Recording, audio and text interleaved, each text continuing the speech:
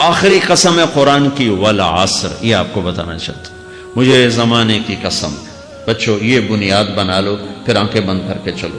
تمہیں نوکری ملے تو بھی موج ہے، نہ ملے تو بھی موج ہے، تمہارے پاس دنیا کا علم آئے کم آئے زیادہ، یہ چار باتیں ہیں تو تمہیں خوشخبری ہے۔ میرا اللہ نے کہا والعصر، مجھے قسم ہے زمانے کی، ان الانسان لفی خسر، ساری دنیا کے انسان یقیناً ناکامی کے سمندر میں ڈوب گئے۔ فی کا لفظ بہت خوفناک مطلب دے رہا ہے۔ خوبصورت اسلامی ویڈیو دیکھنے کے لیے ہمارا چینل سبسکرائب کیا جائے اور بیل کے آئیکن پر کلک کیا جائے تاکہ آپ ہماری تمام ہونے والی ویڈیو سے باخبر رہ سکے۔ اپنے آپ کو قرآن سے جوڑو، اپنے آپ کو نبی کی سیرت سے جوڑو، آپ کے سامنے راستہ کھلے۔ میں آپ کو سارے قرآن کا خلاصہ بتا دیتا ہوں، سارے قرآن کا خلاصہ بتا دیتا ہوں۔ ایک چھوٹی سی سورت سارے قرآن کا خلاصہ ہے، یاد رہے گی تو فائدہ اٹھاؤ گی، نہیں رہے گی تو فقیرانہ آئے صدا کر چلے، میاں خوش رہو ہم دعا کر چلے۔ چلو تمہارا اتنا تو احسان ہے کہ بیٹھ کے سن رہے ہو۔ قرآن میرے اللہ کا علم ہے، میرے نبی کی زبان سے نکلا ہے، اور یہ دونوں بے خطا ہستیاں ہیں۔ تو اللہ رسول کی بات کا خلاصہ سنا رہا ہوں، اللہ اس کا رسول ایک بات کو سمری کر کے آپ کو دے رہے۔ سارا قرآن 114 سورتیں، 6200 کچھ آیات، ان سب کا خلاصہ ایک چھوٹی سی سورت جس میں کامیابی ناکامی کی مہر لگا دی۔ قرآن نے قسمیں اٹھائی ہیں، یہ قرآن کی آخری قسم ہے۔ قسم اٹھانے سے بات طاقتور ہو جاتی، اللہ کو قسم کی ضرورت نہیں ہمیں سمجھانے کے لیے۔ پہلی قسم قرآن کی سورہ نساء میں فلا وربک لا یؤمنون حتی یحکموک فیما شجر بینہم، یہ پہلی قسم۔ دوسری آخری قسم ہے قرآن کی والعصر، یہ آپ کو بتانا چاہتا ہوں، مجھے زمانے کی قسم۔ بچوں یہ بنیاد بنا لو، پھر آنکھیں بند کر کے چلو۔ تمہیں نوکری ملے تو بھی موج ہے، نہ ملے تو بھی موج ہے، تمہارے پاس دنیا کا علم آئے کم آئے زیادہ، یہ چار باتیں ہیں تو تمہیں خوشخبری ہے۔ میرا اللہ نے کہا والعصر، مجھے قسم ہے زمانے کی، ان الانسان لفی خسر، ساری دنیا کے انسان یقیناً ناکامی کے سمندر میں ڈوب گئے۔ فی کا لفظ بہت خوفناک مطلب دے رہا ہے، یوں دکھا رہا ہے جیسے سفینہ انسانیت ناکامی کے سمندر میں ڈوب رہا ہو، غرق ہو رہا۔ تو پوچھنے والا پوچھتا ہے یا اللہ کوئی بچا، کوئی بچنے کی امید کا؟ ہاں، چار کام کرنے والے ناکامی سے بچ سکتے ہیں۔ اچھا ناکامی کسے کہتے ہیں؟ اللہ کی نظر میں اللہ کا راضی ہونا کامیابی ہے، اور اللہ کا ناراض ہونا ناکامی ہے۔ جنت کا مل جانا کامیابی ہے، اور جہنم میں گر جانا ناکامی ہے، یہ قرآن کا مفہوم ہے۔ فمن زحزح عن النار وادخل الجنہ فقد فاز، جو جہنم سے بچ کے جنت میں چلے گا وہ کامیاب۔ ناکام کون ہے؟ قل ان الخاسرین الذین خسروا انفسهم واہلیہم یوم القیامہ الا ذلک هو الخسران المبین لهم من فوقهم ظلل من النار ومن تحتهم ظلل، جو قیامت کے دن جہنم میں گر گیا یہ ناکام ہے۔ اس مفہوم کو ذہن میں بٹھائیں۔ پیسے کا مل جانا ایک وقتی کامیابی، نہ ملنا ایک وقتی ناکامی ہے، یہ کامیابی ناکامی ہے ہی نہیں، یہ حالات ہیں، امتحان ہے۔ اللہ نے یزید کو تخت دے دیا اور حسین کو نیزے پہ چڑھا دیا، تو کیا اللہ تعالیٰ حسین سے ناراض ہے اور یزید سے راضی ہے؟ جو انسانیت کے لیے پھٹکار ہو اس کو 3 براعظم کی حکومت مل رہی ہے تو ایک امتحان ہے۔ آل رسول کے سر کٹ کے نیزوں پہ چڑھ رہے ہیں، امتحان ہے۔ میرے نبی کے پیٹ پہ 2 پتھر بندھے ہوئے ہیں، امتحان ہے۔ حضرت عمر رضی اللہ عنہ آپ کے حجرے میں آئے تو فقر، تو رونے لگے۔ آپ نے کہا کیوں رو رہے ہو؟ کہ یا رسول اللہ یہ ایران کے بادشاہ، یہ روم کے بادشاہ سونے کے برتنوں میں کھانے کھاتے، زربفت کے مساریوں پر بستروں پر وہ آرام کرتے ہیں، اور آپ 2 جہان کے سردار ہو کر یہ حال آپ نے کہا عمر ان کے لیے دنیا میں، ہمارے لیے آخرت میں۔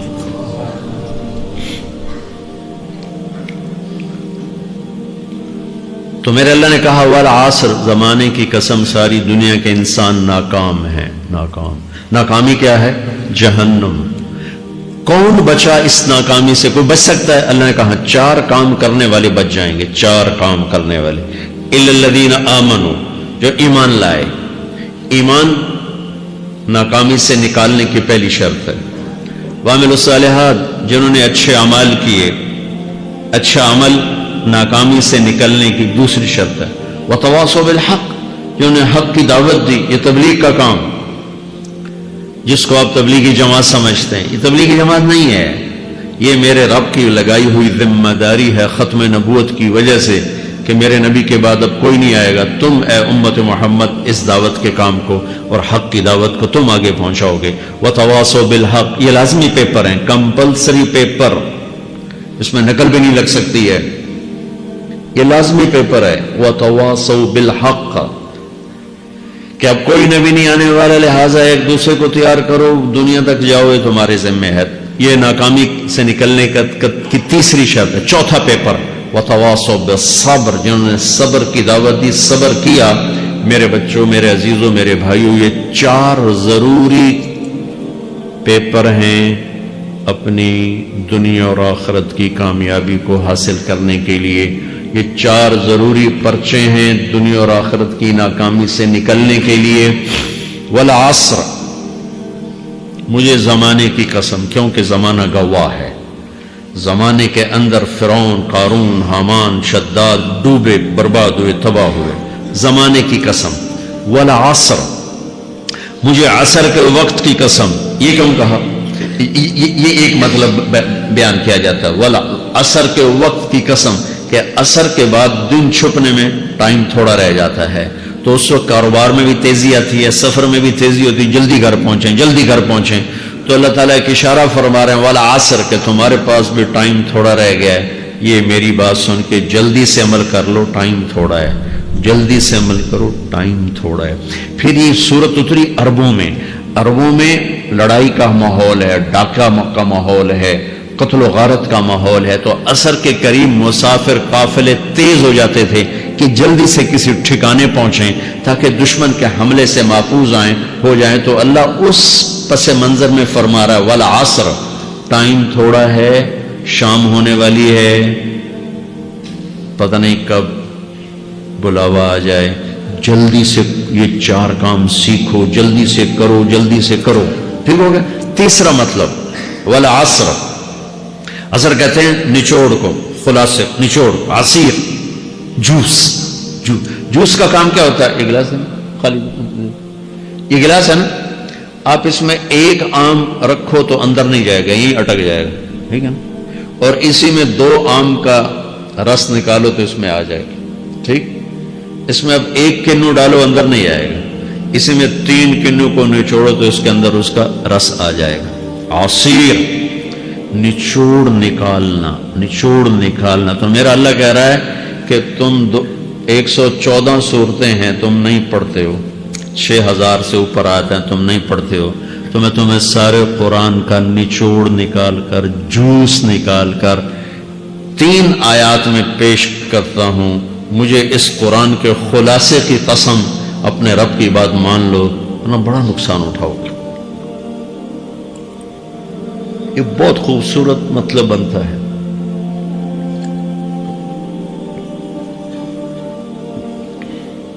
तो पहली शर्त है ईमान। ईमान की शर्त लगाने से काफिर हमेशा के लिए नाकाम हो गए। अमल की शर्त लगाने से ईमान वाले नाकाम हो गए। ये नाकामी क्या है? सीधे जन्नत में नहीं जाएंगे, वाया जहन्नम, बाकी अल्लाह जिसे चाहे माफ करे। उमर बिन अब्दुल अजीज ने हज्जाज बिन यूसुफ को देखा जहन्नम में जल रहा है, का क्या हाल है? का जो देख रहे हो, देख रहे हो, बस अब तो सिर्फ कलमे की आस पे पड़ा हूं कि कभी तो जहन्नम से निकलूंगा। तो ये अल्लाह का कानून है। सुलेमान बिन अब्दुल मलिक की मैयत को कब्र के करीब किया गया। सुलेमान बिन अब्दुल मलिक बनु उमैया का बादशाह, तो उसकी बॉडी हिलने लगी। तो उसके बेटों ने कहा हमारा अब्बा जिंदा है। तो उमर बिन अब्दुल अजीज ने फरमाया जिंदा नहीं है, अजाब कब्र जल्दी शुरू हो गया, इसको जल्दी से दफन करो, जल्दी से दफन करो।